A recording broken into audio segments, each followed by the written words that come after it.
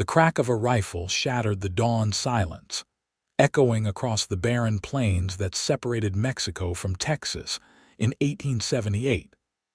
Willow Keller stumbled forward, her hand clutching her side where blood was already soaking through her dusty traveling dress. She had been so close, just yards from crossing into American territory, when the Mexican border guards had spotted her. Another shot kicked up dirt at her feet as she struggled onward, her vision blurring with each painful step. "Run! Don't stop!" The command came from somewhere ahead of her, the voice deep and urgent. Through the haze of pain, Willow saw a tall figure on horseback galloping toward her from the American side, a Winchester rifle in one hand while the other controlled his chestnut stallion with expert precision. The border guards shouted in Spanish behind her, their voices growing louder as they closed the distance. Willow's legs gave out just as the rider reached her, his horse skidding to a stop in a cloud of dust. Without hesitation, he leaned down and swept her up with one powerful arm, positioning her across his saddle. "Hold tight, madam," he instructed, his voice steady despite the chaos. Willow glimpsed a strong jaw beneath the shadow of his wide-brimmed hat as she clung to him. The horse beneath them surged forward with renewed speed, carrying them away from the shouting guards. More shots rang out, but they were already thundering across the invisible line that marked American soil. Willow's consciousness began to fade as pain overwhelmed her, the rhythm of the horse's gallop growing distant. The last thing she remembered was the man's arm tightening protectively around her waist as he urged his horse faster. "Stay with me," he said firmly. "I'm getting you to safety." Hank Jameson had been patrolling the border at dawn, as he did most mornings. As a former Texas Ranger turned independent ranch owner, he couldn't shake old habits. The border near his property had been seeing increased tension lately. Smugglers, desperate immigrants, and trigger-happy guards on both sides making the situation volatile. He hadn't expected to witness a woman being gunned down in cold blood, nor had he planned on risking international incident by charging across to rescue her. Yet here she was, unconscious in his arms as he rode hard toward his ranch. The bullet had torn through her side, missing vital organs but causing significant blood loss. Her face was pale beneath the dust and grime of travel, but even in this state, he couldn't help noticing her beauty-high cheekbones, full lips now drawn tight with pain, and long auburn hair that had partially escaped from its pins. The Lazy J Ranch came into view as Hank crested the final hill. It wasn't the largest spread in the territory, but it was respectable, a two-story main house, sturdy barn, bunkhouse for the handful of cowboys he employed, and corrals for breaking horses. He'd built it from nothing over the past 5 years, determined to make something of himself after leaving the Rangers.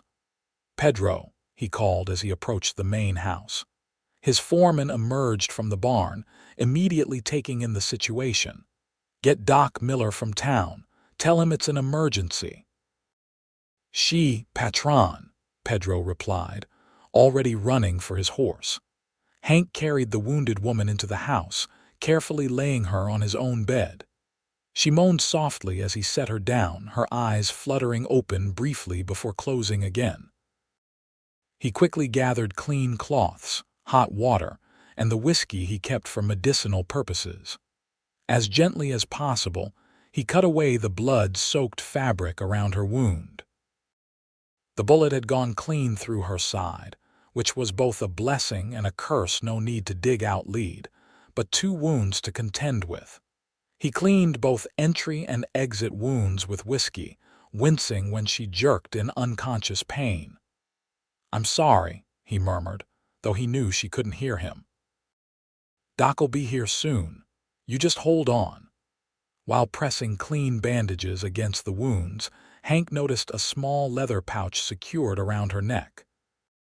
Curiosity got the better of him, and he carefully opened it to find a folded document papers showing she was Willow Keller, age 26, an American citizen returning from Mexico. There was also a small, worn photograph of an older couple, presumably her parents, American. That complicated things. Why had the Mexican guards been shooting at their own citizen, unless they thought she was smuggling something or running from something? Hank frowned, returning the papers to the pouch. Whatever her story, she deserved the chance to tell it herself. He continued tending her wound, changing blood-soaked cloths until the bleeding finally began to slow.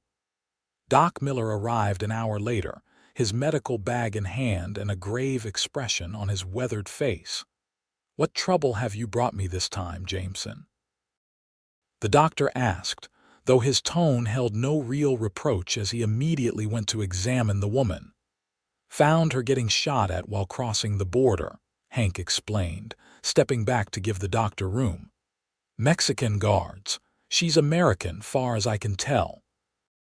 Doc Miller nodded absently as he carefully probed the wound. "Bullet went clean through. You did good cleaning it. She's lost a fair amount of blood, but if infection doesn't set in, she's got a fighting chance." He reached into his bag for catgut and a needle. "Hold her steady. This won't be pleasant, even unconscious." Hank held Willow's shoulders as the doctor stitched both entry and exit wounds. She writhed weakly against his grip, moaning in pain but never fully waking. When it was done, Doc Miller applied a poultice of herbs and clean bandages. "She'll need rest, clean bandages twice daily, and this tincture for pain when she wakes," the doctor instructed, placing a small bottle on the bedside table. "Keep her fever down if it rises. I'll check back tomorrow."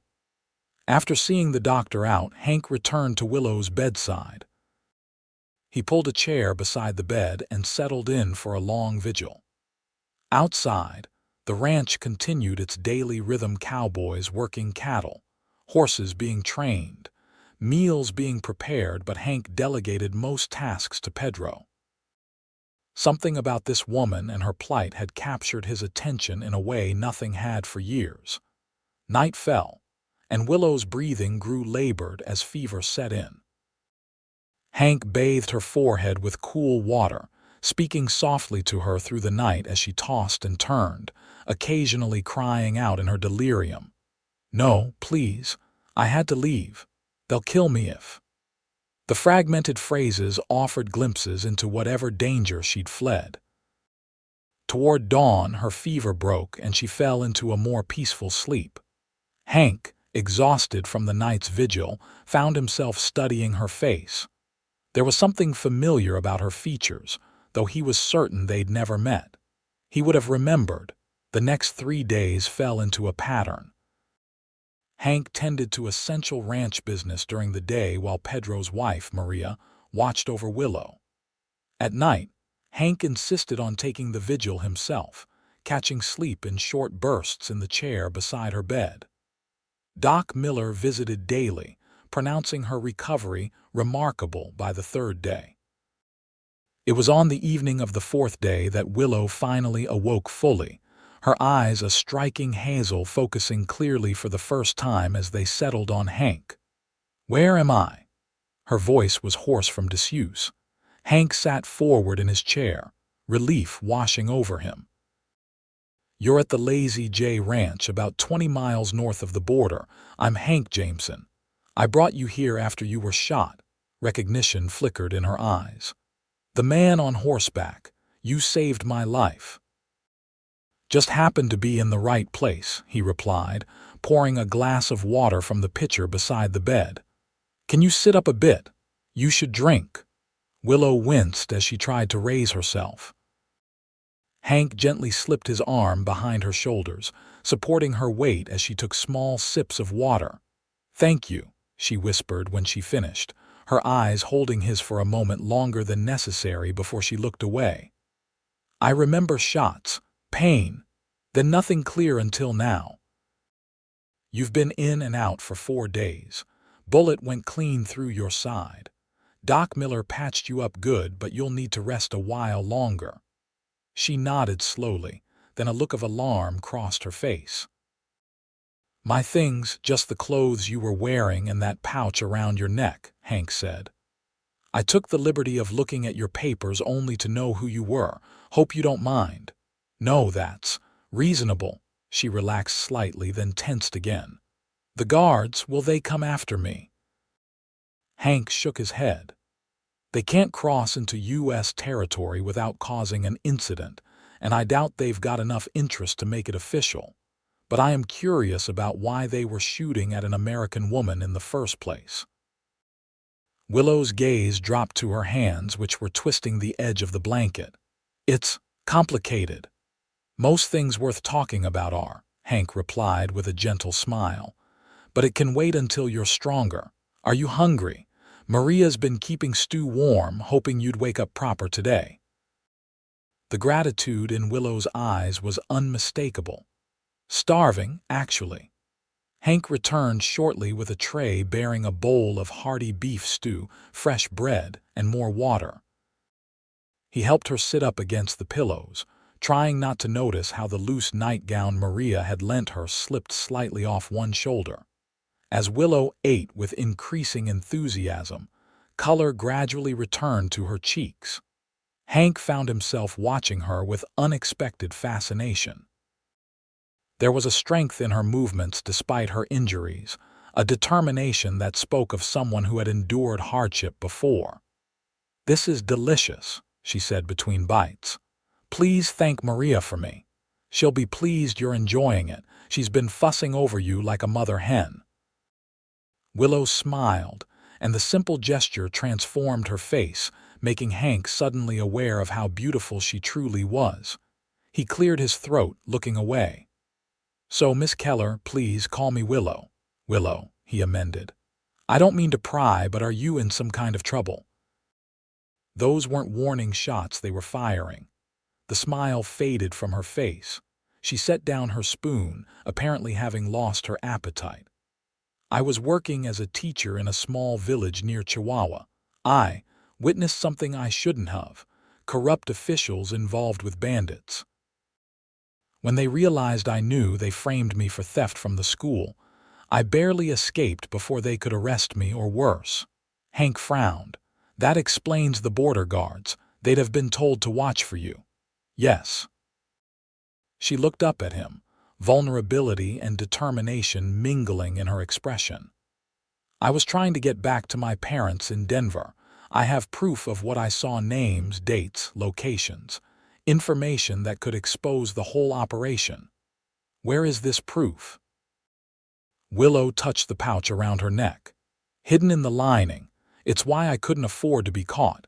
These men have connections on both sides of the border if they discover where I am." She trailed off, the implications clear. Hank considered this information carefully. His years as a ranger had taught him to recognize truth, and everything about Willow's story rang genuine. Moreover, he'd seen enough corruption along the border to know how dangerous such men could be. "Well," he said finally, "you're safe here for now. The Lazy J isn't easy to find unless you know where you're going, and my men are loyal. Once you're healed up, we'll figure out how to get you safely to Denver." Relief flooded her features. "Thank you. I don't know how I'll ever repay you." "No need for that," Hank replied, standing to take the tray. "Get some rest. We can talk more tomorrow." As he turned to leave, her hand caught his wrist. The touch sent an unexpected current through him. "Mr. Jameson, Hank, I truly am grateful. Not many would risk their lives for a stranger." He nodded, suddenly uncomfortable with her gratitude. "Like I said, right place, right time. Good night, Willow." Over the next week, Willow's strength returned rapidly. By the 10th day, she was able to move around the house with minimal discomfort, though Hank insisted she continue to rest. She began joining him for meals at the table, where their conversations gradually extended beyond her immediate situation. He learned she was the daughter of a professor and had followed in her father's footsteps.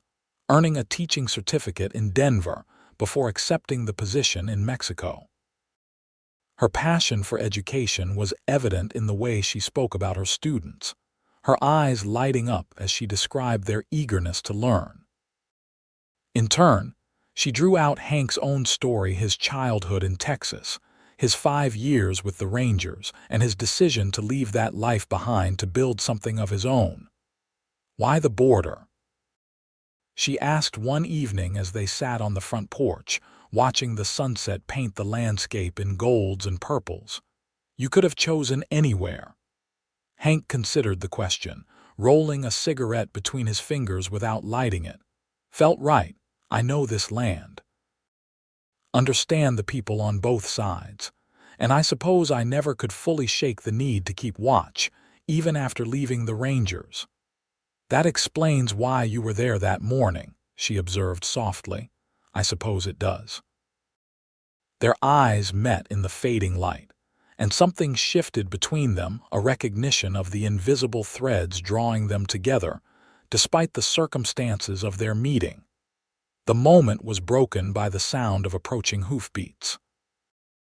Hank stood quickly, hand moving instinctively to the revolver at his hip. 3 riders approached, their silhouettes distinct against the twilight sky. Get inside, he told Willow, his voice tense. Who is it? Don't recognize them. Inside now, she obeyed, moving quickly through the door. Hank stepped to the edge of the porch, one hand still resting on his gun as the riders drew closer. They stopped a respectful distance from the house, the lead rider raising his hands to show he meant no harm. Evening, the man called. Looking for Hank Jameson. You found him, Hank replied cautiously. What's your business? The man dismounted, revealing the badge pinned to his vest. Marshal Davis, El Paso. These are my deputies. We're looking for a fugitive from Mexican justice. Word is you might be harboring her. Hank's expression remained neutral despite the alarm that surged through him. That's so. What's this fugitive supposed to have done? Theft, primarily. School funds. But she's also wanted for questioning in connection with 3 murders. The marshal stepped closer, holding out a wanted poster.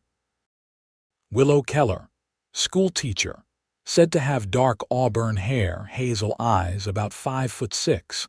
Hank took the poster, studying the crude likeness that bore only passing resemblance to Willow. Doesn't ring any bells. I don't get many visitors out here. Marshal Davis scrutinized Hank's face. Interesting, because a man fitting your description was seen rescuing a wounded woman from Mexican territory about 2 weeks back. Woman matching Keller's description. Lot of men ride this border, Hank said evenly. And I haven't crossed into Mexico in months. Mind if we look around? Just to be thorough. Hank knew refusing would only increase suspicion. You got a warrant, Marshal. Do I need one? The question carried a hint of threat. You do on my property, Hank replied, meeting the man's gaze steadily. I know the law well enough from my ranger days. At the mention of his former profession, the marshal's demeanor shifted slightly. Didn't realize you were a ranger. 5 years with Company D. You can check with Captain Steele if you need verification. The marshal seemed to reconsider his approach. Listen, Jameson. I'm not looking to cause trouble, but this woman is dangerous according to my Mexican counterparts. If you know anything about her whereabouts, you'd be wise to share it. Like I said, Marshal, I haven't seen anyone matching that description, but I'll keep an eye out and send word if I do. After a tense moment, the marshal nodded. See that you do. We'll be staying in town for a few days before heading back to El Paso. He returned to his horse, mounting with practiced ease. Good evening, Jameson. Hank watched them ride away, waiting until they were well out of sight before returning inside. He found Willow standing in the shadowed hallway, her face pale. You heard? He asked. She nodded. 3 murders. Hank, I swear to you that's a lie. I've never hurt anyone in my life. I know, he said simply. But they're casting a wider net now, and that means they're desperate to find you." Willow sank into a chair, her hands trembling slightly. "They won't stop looking, will they? Not until they either find you or are convinced you've escaped beyond their reach." Hank paced the room, considering their options. "We need to get you to Denver sooner than planned. Once you reach your father and that evidence is in the right hands, they'll have to back off. But how? They'll be watching the roads, the stagecoach, the train station." Hank stopped pacing, decision made. "We'll go north first, then east. Avoid the main routes. I know the back trails well enough to get us through safely."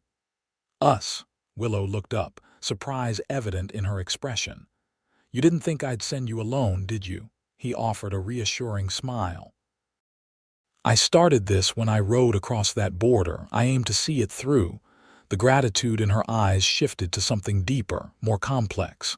"I can't ask that of you. You've already risked enough." "You're not asking, I'm offering." Hank met her gaze steadily. "Besides, those men at the border would have killed you. That makes this my fight too." Willow stood slowly, crossing to where he stood. "Why are you doing this? Really?" The question caught him off guard.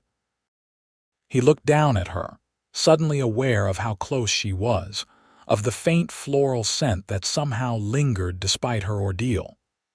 "Because it's the right thing to do," he answered, though even as he spoke, he recognized it wasn't the complete truth. There was something about this woman that had gotten under his skin from the moment he'd seen her struggling across the border. "There's more to it than that," she said softly, her perception uncomfortably accurate. "You don't know me, Hank. I could be exactly what they say I am. But you're not." He reached out, tucking a strand of hair behind her ear in a gesture more intimate than he'd intended. "I've spent my life reading people, Willow. I know who you are." Her breath caught, and for a moment, Hank thought she might step away. Instead, she leaned slightly into his touch, her eyes never leaving his. "And who am I?" The question was barely above a whisper. "Someone worth saving," he replied. "Someone worth knowing." The moment stretched between them, fragile and charged. Then Willow took a small step back, breaking the spell. "When do we leave?" she asked, her voice steadier now. "Dawn. We'll travel light, stick to the high country. With luck, we'll reach Denver in 2 weeks." Willow nodded, determination replacing the vulnerability that had briefly surfaced. "I'll be ready." They departed before sunrise the next morning, leaving Pedro in charge of the ranch with instructions to tell anyone who asked that Hank had gone to Fort Worth on business. They rode north, Willow on a steady mare selected specifically for the journey, Hank on his trusted chestnut stallion. Their supplies were minimal but sufficient: food, water, ammunition, and bedrolls. Willow wore men's clothing borrowed from Hank, altered hastily by Maria to fit her smaller frame. With her hair tucked under a wide-brimmed hat and a bandana around her neck, she could pass for a young man at a distance, a precaution Hank had insisted upon. "How's the side?" he asked as the sun crested the horizon, casting long shadows across the rolling terrain. "Sore but manageable," she replied, adjusting her posture in the saddle. The stitches had been removed days earlier, the wound healing cleanly, but the area remained tender. They rode in companionable silence for most of the morning, keeping to valleys and draws where their presence would be less noticeable from a distance. By midday, they had covered nearly 15 miles, the landscape gradually changing from the scrubby plains near the border to more varied terrain. They stopped to rest the horses near a small creek shaded by cottonwood trees. As Willow slid from her saddle, Hank noticed her wince. "We can make camp early today if you need," he offered, taking the reins of her mare. "No," she said firmly. "I can keep going." "The farther we get from the border, the better." Hank nodded, respecting her determination. "We'll stop an hour before sunset, find somewhere defensible for the night. While the horses drank from the creek, they shared a simple meal of jerky, hardtack, and dried fruit. Willow asked about the territories they would be passing through, listening intently as Hank described the challenges they might face, everything from weather to hostile tribes to lawless stretches where outlaws held more sway than marshals. "You know this country well," she observed. "Had to." As a ranger, knowing the land could mean the difference between catching your man or ending up buzzard food. "Do you miss it, being a ranger?" Hank considered the question, watching a hawk circle lazily overhead. "Sometimes." There was clarity to it, knowing your purpose each day, the camaraderie with men you trusted with your life. He glanced at her. "But it takes a toll. The violence, the killing. After a while, you start to wonder if you're any different from the men you're hunting." "Is that why you left?" "Partly." He hesitated, then continued. "There was an incident. A family of settlers killed near the Pecos. Official story was Comanche raiders, but the evidence didn't fit. I tracked it back to a land grabber with political connections. When I brought my findings to my superiors, I was told to let it go." "And you couldn't?" "No. I went after him anyway. Got him to confess, but his connections protected him from prosecution. I was given a choice: resign quietly or face charges for exceeding my authority." Willow's expression softened with understanding. "So you built the Lazy J instead? Created something good from injustice?" Her perception struck him again, how easily she saw through to the heart of matters. "I suppose I did."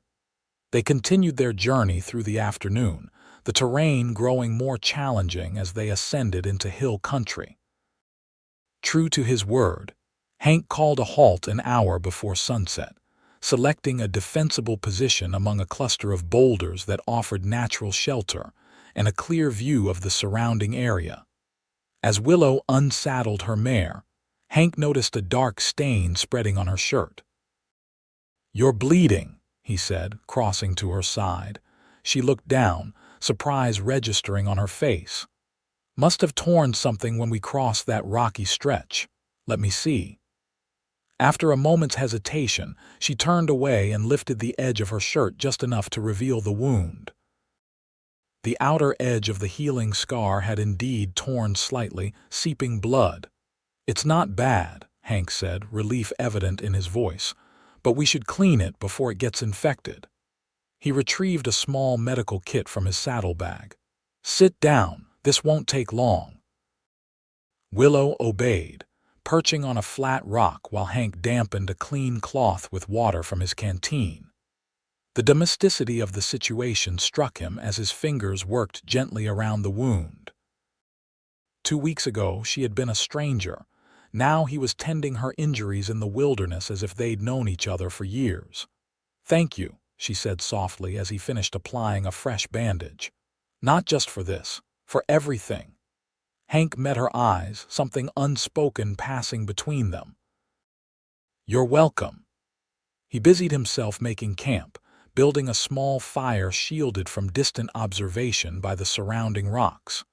As darkness fell, they ate a hot meal of beans and salt pork, the simple food tasting better than it had any right to after a long day's ride.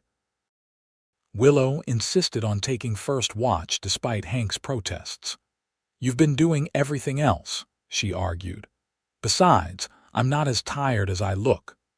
Reluctantly, he agreed, settling into his bedroll while she perched on a boulder overlooking their camp, his spare revolver resting in her lap.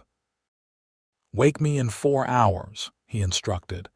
"And if you see or hear anything suspicious, don't investigate. Wake me immediately." "Yes, sir, Ranger Jameson," she replied with a hint of teasing that surprised him.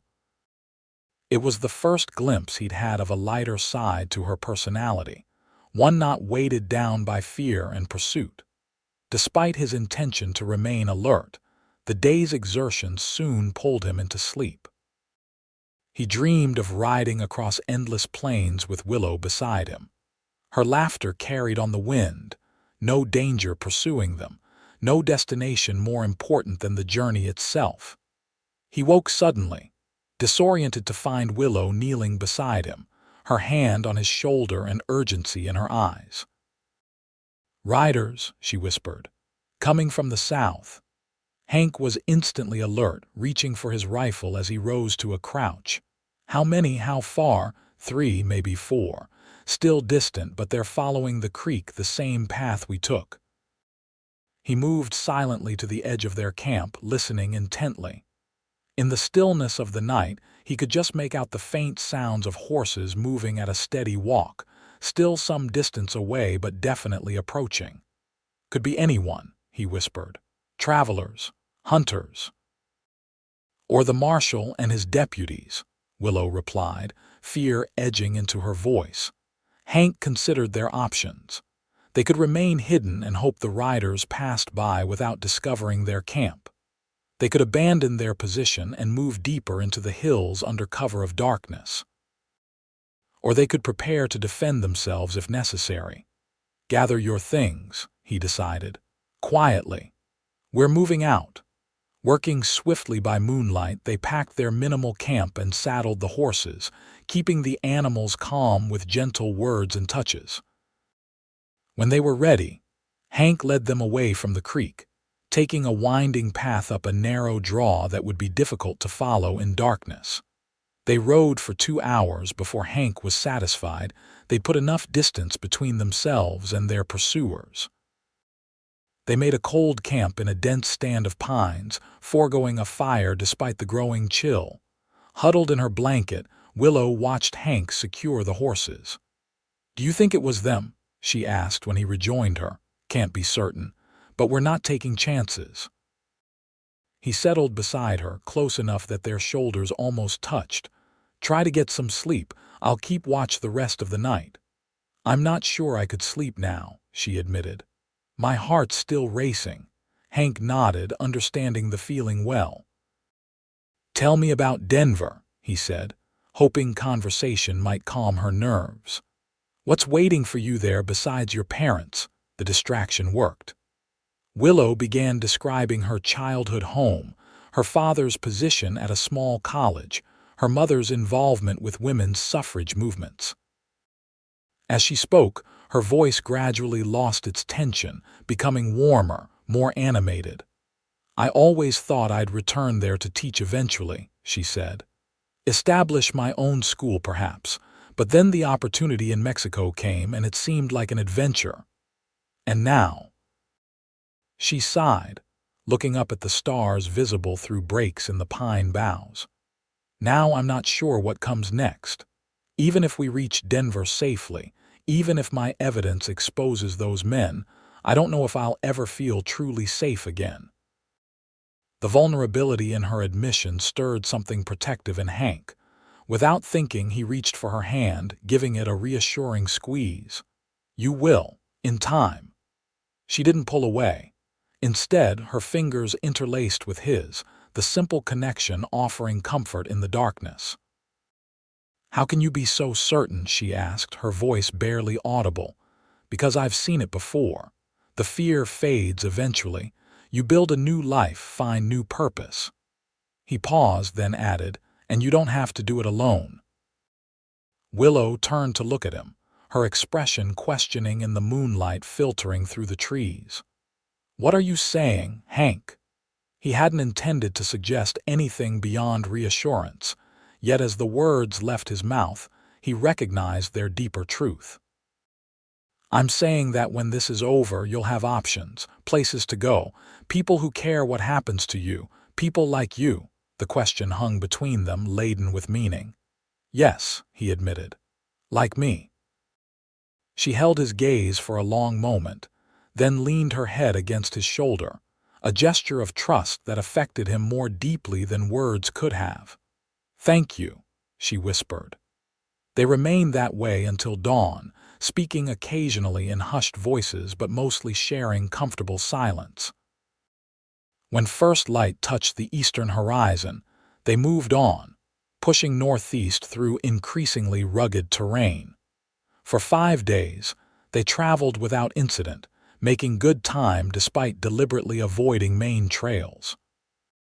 Hank kept them to high ground when possible, allowing clear views of the country behind them. There was no sign of pursuit, but he maintained vigilance, choosing their campsites carefully each night and varying their route unpredictably. Willow proved to be a capable rider and surprisingly resilient, despite her recent injury. She never complained about the long hours in the saddle or the rough conditions. Instead, she seemed to draw strength from each mile they put between themselves and the border. On the 6th day, they crossed into Colorado territory, the landscape gradually changing to higher elevations with pine-covered slopes and meadows bursting with late summer wildflowers. They made camp early that evening to celebrate the milestone, allowing themselves the luxury of a proper fire and a meal more elaborate than their usual trail fare. As Willow stirred a pot of stew enriched with rabbit Hank had shot that afternoon, he found himself watching her with growing admiration. Her face had taken on a healthy glow from days in the sun, and she moved with the easy confidence of someone who had found her strength. "What?" she asked, catching him staring. "Just thinking you don't look much like a fugitive schoolteacher anymore," he replied with a smile. "More like you belong out here." "Is that a compliment, Mr. Jameson?" "Definitely, Miss Keller," she laughed, the sound bright against the gathering dusk. "I'll admit there's something freeing about this life, despite the circumstances." "The open country changes a person," Hank agreed. "Strips away pretense, shows you who you really are.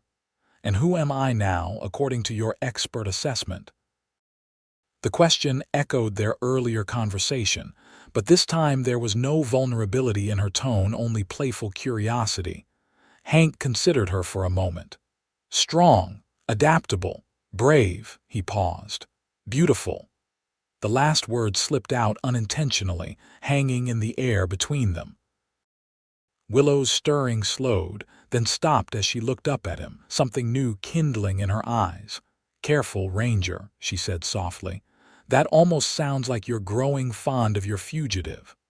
"Almost." He held her gaze steadily. "I think we're well past almost." The admission changed something between them, acknowledging what had been building since those first days at the ranch. Willow set aside the wooden spoon she'd been using, wiping her hands on her trousers before moving to sit beside him on the fallen log he'd claimed. "I've been wondering when you might say something," she said, "or if I would need to speak first. I wasn't sure it was right. The circumstances, the timing, life doesn't always wait for perfect circumstances," she interrupted gently. "Sometimes it gives you what you need exactly when you don't expect it." Hank reached out, brushing a strand of hair from her face with a tenderness that surprised even him. "And is this what you need, Willow?"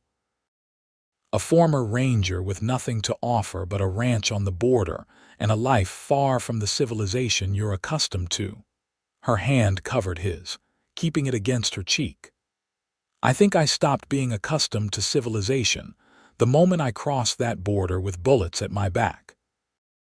"And you're wrong about having nothing to offer." Her voice dropped lower.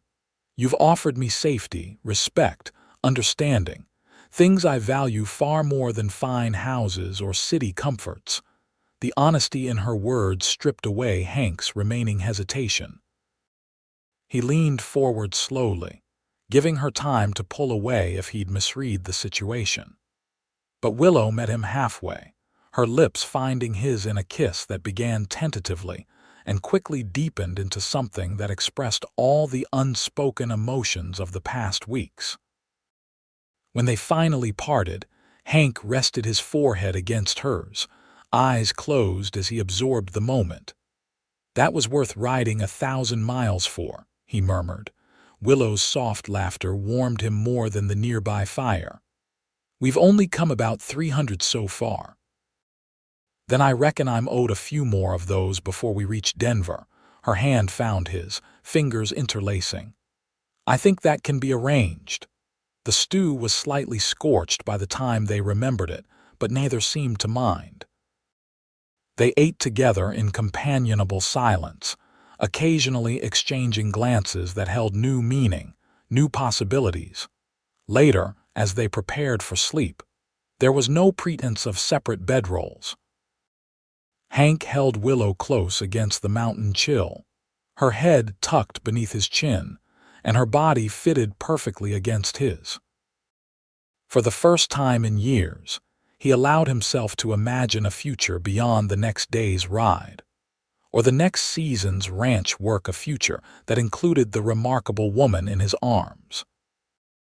The journey to Denver took another 9 days, their pace slowed by deteriorating weather and increasingly difficult terrain. Heavy rains transformed mountain trails into treacherous mudslides, forcing them to seek shelter for 2 full days in an abandoned trapper's cabin. The delay might have been frustrating under different circumstances, but they found themselves treasuring the unexpected time together, sharing stories and building dreams as rain drummed steadily on the cabin's crude wooden roof. When they finally reached the outskirts of Denver, Willow's excitement was tempered with apprehension. The city had grown significantly since she'd left for Mexico nearly 2 years earlier, the streets busier and buildings taller than she remembered. "We should find your parents first," Hank suggested as they paused on a hilltop overlooking the sprawling settlement, "before approaching any authorities with your evidence." Willow nodded, the leather pouch containing her documentation feeling suddenly heavier against her chest. "They lived near the college, unless they've moved." They rode into the city cautiously, both alert for any sign of trouble. Denver was far from the border, but if the corrupt officials were as well connected as Willow feared, there could be eyes watching even here. The modest house near the college appeared unchanged, its neat garden and covered porch exactly as Willow remembered. She dismounted with trembling hands, suddenly overcome with emotion at the prospect of reunion after so much hardship. "You want me to wait here?" Hank asked, understanding her need for a private moment with her family. "No," she said firmly, reaching for his hand. "I want them to meet you, to know who saved their daughter's life." They approached the door together. Willow's knock was answered moments later by an older woman whose shocked expression quickly transformed into tearful joy. "Willow. Oh my God, Willow." She pulled her daughter into a fierce embrace, crying and laughing simultaneously. "William, William, come quickly, she's home." Willow's father appeared behind his wife, momentarily frozen in disbelief before joining the emotional reunion. Hank stood respectfully apart, hat in hand, until Willow pulled back from her parents' embrace. "Mother, father, this is Hank Jameson," she said, wiping tears from her cheeks. "He saved my life at the border and brought me safely home." What followed was a whirlwind of introductions, explanations, and revelations. Once inside the modest home, Willow carefully extracted the hidden documents from her pouch, showing her parents and Hank the detailed records she had kept of the corruption she'd witnessed: names, dates, amounts, connections to officials on both sides of the border. William Keller, a distinguished-looking man with graying hair and his daughter's intelligent eyes, examined the evidence with growing outrage. "This reaches higher than I would have imagined," he said gravely. "No wonder they were so determined to silence you." He looked up at Hank. "You understand the danger you placed yourself in by helping her." "I do, sir," Hank replied. "And I'd do it again without hesitation." The older man studied him for a moment, then nodded with apparent approval. "We have friends in Washington who can ensure this evidence reaches the proper authorities, people beyond the reach of these criminals' influence." "Can it be done safely?" Willow asked. "I don't want to put any of you at risk." "Leave that to me," her father assured her. "I've cultivated certain connections over the years precisely for situations where justice needs assistance." That evening, After Willow had bathed and changed into proper women's clothing borrowed from her mother, they gathered for a celebratory dinner. The conversation flowed easily, ranging from Willow's experiences in Mexico before the trouble began to Hank's history with the Rangers and his ranch on the border. Observing Willow in this setting elegant despite the borrowed dress, animated as she spoke with her parents, Hank was struck by the contrast with the woman who had ridden beside him through wilderness.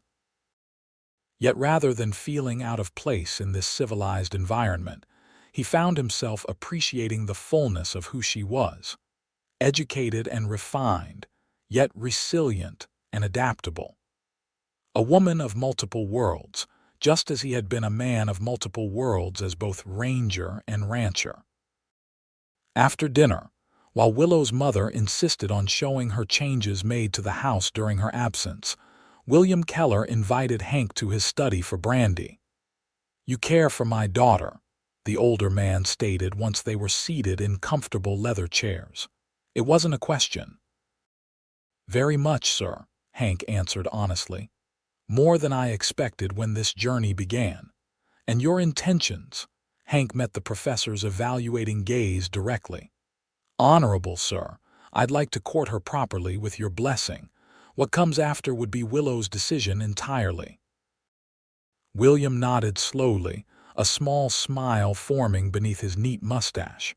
"She's always had excellent judgment, my Willow, even as a child." He sipped his brandy thoughtfully. "A ranch on the border is a far cry from the life we envisioned for her, but recent events have made it clear that our visions matter far less than her happiness and safety." "I can promise both," Hank said. "To the best of my ability, I believe you can." The older man raised his glass slightly. "You have my blessing, Mr. Jameson, though I suspect you would have proceeded with or without it if Willow wished it so." Hank smiled. "You know your daughter well, sir." The next morning, Willow's father departed early with her documentation, taking it to a contact he trusted implicitly. He returned by midday with news that set in motion events they could only partially observe from a distance. Within days, telegrams were flying between Denver, Washington, and Mexico City. A special investigator arrived from the capital, spending long hours interviewing Willow about what she had witnessed. Hank remained constantly at her side during these sessions, his presence both protective and supportive. A week passed, then another. The wheels of justice turned slowly, but with gathering momentum. Reports reached them of arrests on both sides of the border, minor officials at first, then more prominent names as the investigation expanded. Through it all, Hank and Willow's relationship deepened. They spent their days exploring Denver together, or simply enjoying the peace of her parents' garden. In the evenings, they would often sit on the porch swing, planning their future in quiet conversations. The marshal and his deputies were arrested in El Paso, Willow reported one evening, having just returned from meeting with the investigator.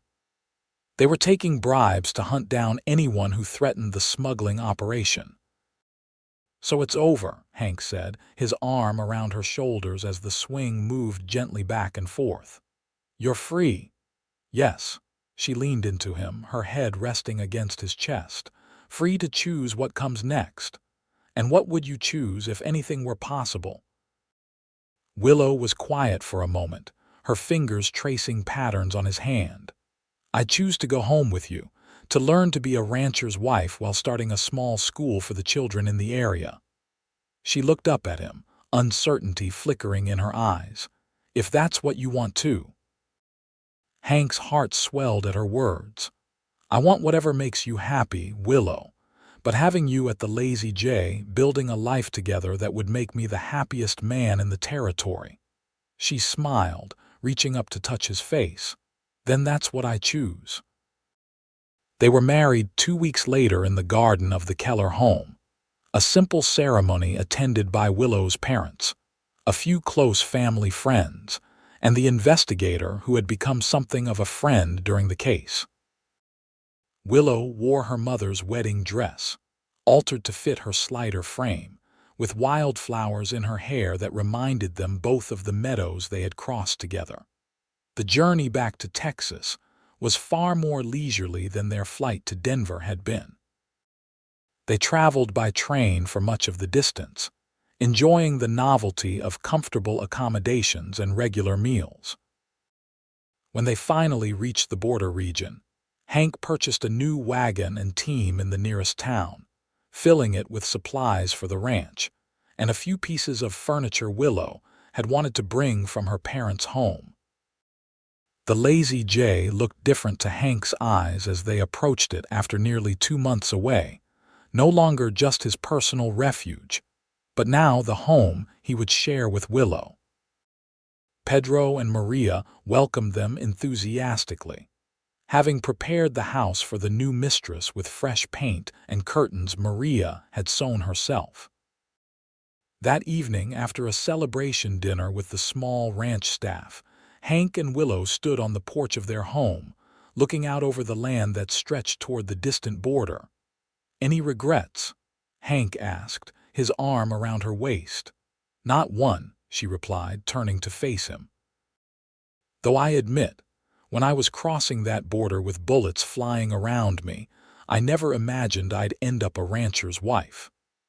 And I never imagined I'd risk an international incident to rescue the woman who would become my wife," he countered with a smile.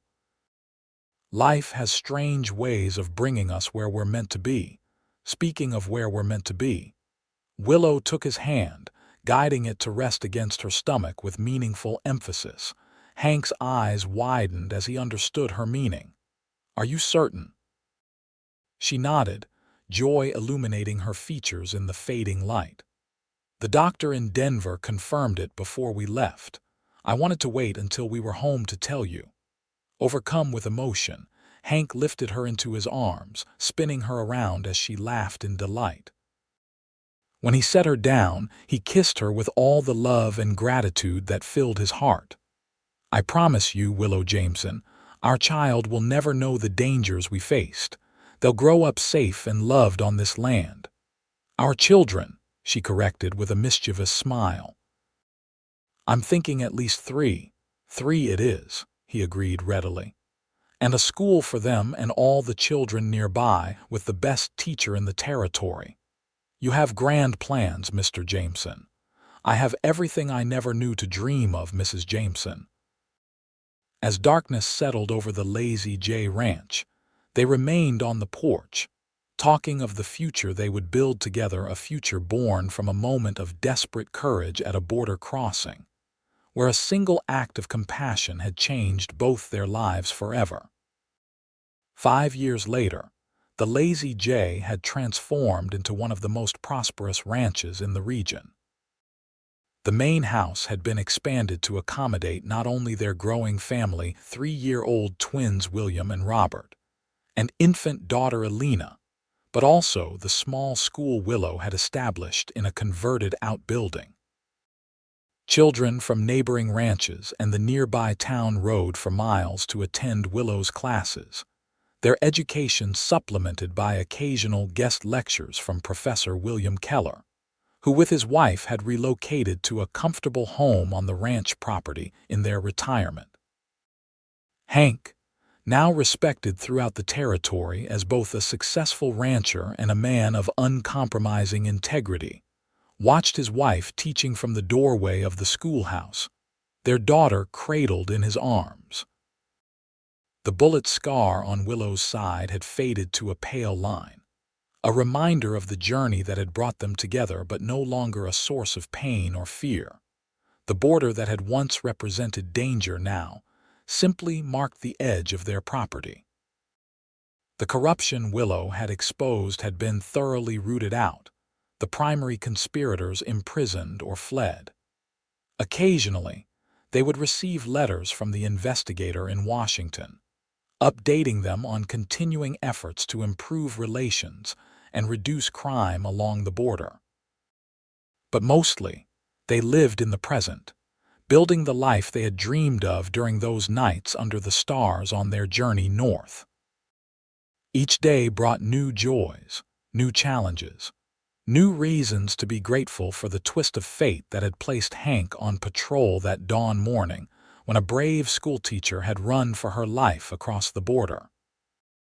And each night, as they lay together in the quiet darkness of their bedroom, they would whisper their gratitude for finding each other against all odds, for the family they had created, and for the home they had built, a sanctuary of love born from danger, a future forged from a past they had overcome together.